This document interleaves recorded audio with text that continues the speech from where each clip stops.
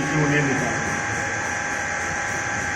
अब कुछ देर के बाद जब नींद टूटी तो देखते क्या है कि बड़ी बड़ी ऊंची ऊंची अट्टालिकाएं, बड़ी सुंदर उद्यान है, फल फूलों से लगे हुए, सब लोग शांत हैं, कोई किसी से बात नहीं कर रहा। पूछने लगे कि क्या मैं सत्य देख रहा हूँ कि वास्तव में किसी दूसरी जगह में जाकर के किसी ने मुझे छोड़ दिया।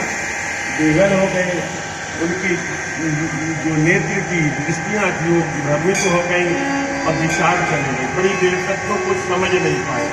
अंततः जो है कुछ देर के बाद जब जैसे हम सो के उठते हैं ना, कुछ देर तक समझ में नहीं आता। जब कुछ देर बैठे रहते हैं तब मन स्थिर होता है, फिर चलने फिरने की इच्छा होती है।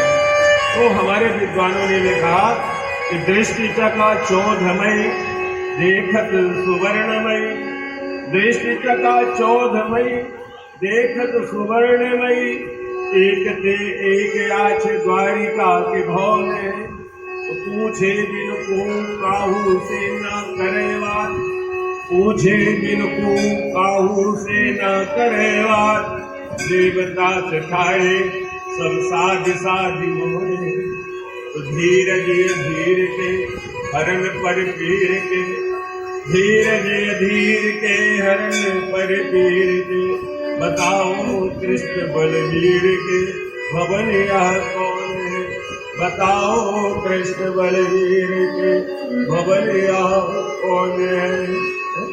अरे भैया बताओ कन्हैया का भवन कहाँ है, कन्हैया का भवन कहाँ है।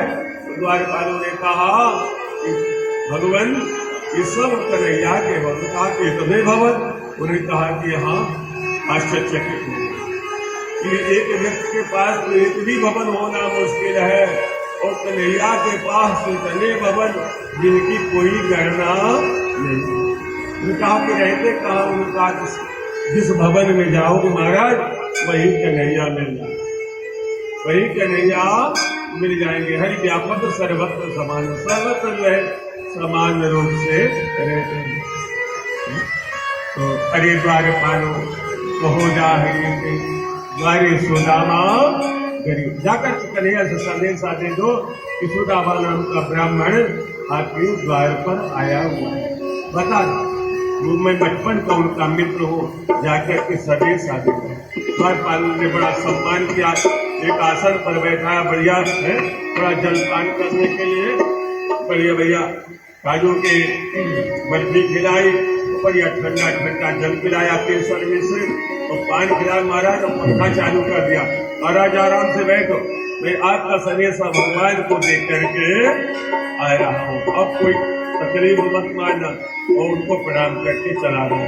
कोई घनश्याम से कह दे तुम्हारा यार आया है, तुम्हारा